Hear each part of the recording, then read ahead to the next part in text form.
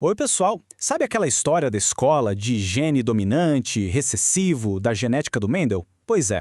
Acontece que a genética na vida real é bem mais complexa e, vamos combinar, muito mais interessante. Hoje a gente vai dar uma olhada no que rola quando essas regras mais simples não se aplicam. Quando os genes resolvem, sei lá, se misturar ou simplesmente coexistir. Então, a grande pergunta que guia nossa conversa hoje é exatamente essa. O que será que acontece quando um gene não consegue, assim, dominar completamente o outro? Bom, é aí que a natureza mostra uns resultados, nossa, incríveis. Vamos juntos descobrir dois padrões de herança genética que vão muito além daquele básico que a gente está acostumado. Mas calma lá. Antes da gente mergulhar de cabeça nas exceções, é super importante a gente relembrar a regra, né? A dominância completa, aquela que o Mendel descreveu, é o nosso alicerce aqui. É a base para a gente poder entender todo o resto. E o que é essa dominância completa? Bom, de forma bem simples, é quando um alelo, o dominante, manda no pedaço. Ele mascara totalmente o outro alelo, o recessivo. Pensa no albinismo, que é o exemplo clássico. O alelo azão, para a produção normal de melanina, domina completamente o alelo azinho, que é para a ausência de melanina. Então não importa se a pessoa é azão-azão ou azão-azinho, ela vai produzir melanina. Só quem é azinho-azinho vai ser albino. É uma lógica bem direta, de tudo ou nada. Um manda, o outro obedece. Ok, agora sim. Vamos para a nossa primeira grande exceção. E se, em vez de um alelo simplesmente calar a boca do outro, eles se misturassem?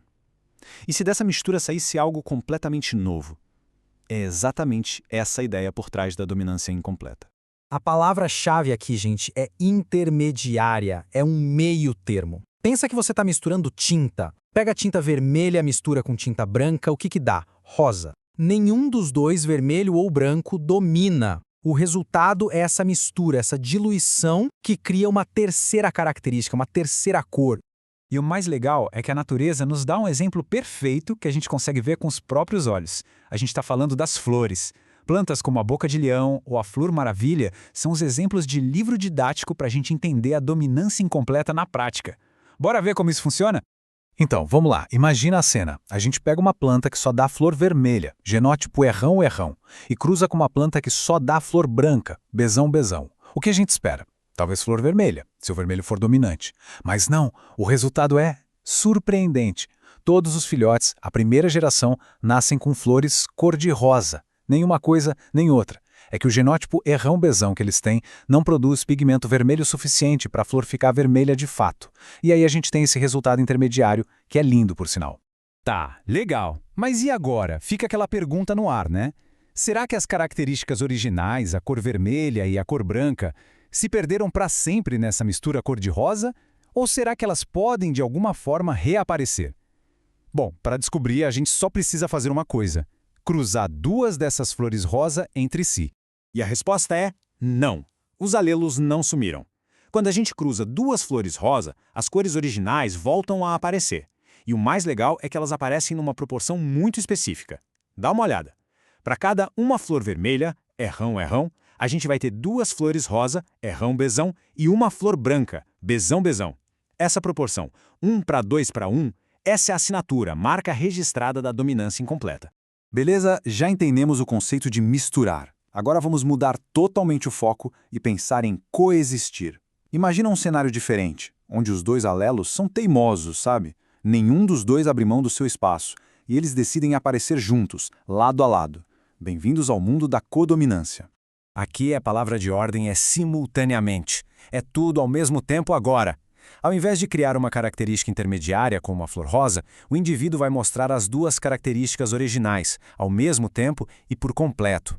A analogia da tinta não serve mais. Peça agora numa camisa listrada, com listras vermelhas e listras brancas. As duas cores estão ali, bem definidas, cada uma no seu quadrado, sem se misturar. E o exemplo mais clássico de codominância, que todo mundo conhece, está literalmente dentro da gente. Está correndo nas nossas veias. É o nosso tipo sanguíneo, o famoso sistema ABO. Ele é um modelo perfeito para a gente entender como dois alelos podem se expressar juntos, sem briga. No sistema ABO, o jogo é um pouco diferente, porque a gente tem três alelos possíveis: o alelo IA, o alelo IB e o alelo Izinho. Tanto o IA quanto o IB são dominantes sobre o Izinho. Mas, e aqui está o pulo do gato, Quando o IA e o IB se encontram, um não domina o outro. Eles são codominantes. Eles combinam de aparecer juntos. Olha só como isso funciona na prática. Imagina que uma pessoa herda o alelo IA de um dos pais e o alelo IB do outro. O genótipo dela vai ser IA-IB. E o que isso significa? Significa que as células do sangue dela vão produzir tanto os antígenos do tipo A quanto os antígenos do tipo B. Não um antígeno misto, um AB, não, são os dois, A e B, ali na superfície da célula ao mesmo tempo. E é por isso que o tipo sanguíneo dessa pessoa é AB, é a codominância em ação. Certo, a gente já viu os dois conceitos separados. Agora, para não ficar nenhuma dúvida e para a gente fixar bem essa diferença, vamos colocar os dois lado a lado numa comparação direta. Então, para resumir, na dominância incompleta, a palavra é mistura. O resultado é uma terceira coisa, o meio termo, como a flor rosa que saiu da vermelha e da branca. Já na codominância, a palavra é coexistência. O resultado mostra os dois traços originais juntos ao mesmo tempo, como os antígenos A e B que formam o sangue tipo AB. É a diferença fundamental entre uma mistura e um mosaico. E agora, para a gente fechar com chave de ouro, vamos juntar todas as peças do quebra-cabeça. Agora, a gente tem 3 modos de herança para entender a genética: a dominância completa, a dominância incompleta e a codominância. Essa tabela aqui resume tudo de um jeito bem visual. Na dominância completa, a ideia é mascaramento. Um alelo esconde o outro. Na dominância incompleta, a gente tem a mistura, criando um fenótipo intermediário.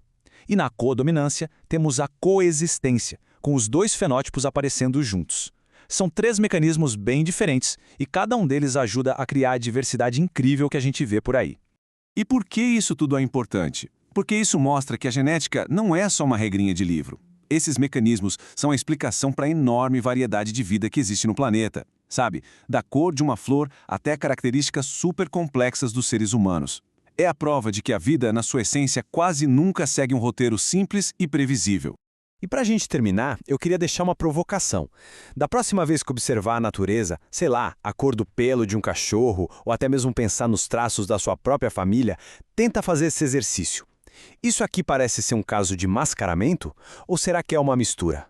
Ou quem sabe uma coexistência? A genética está em todo lugar, só esperando a gente olhar com um pouco mais de atenção.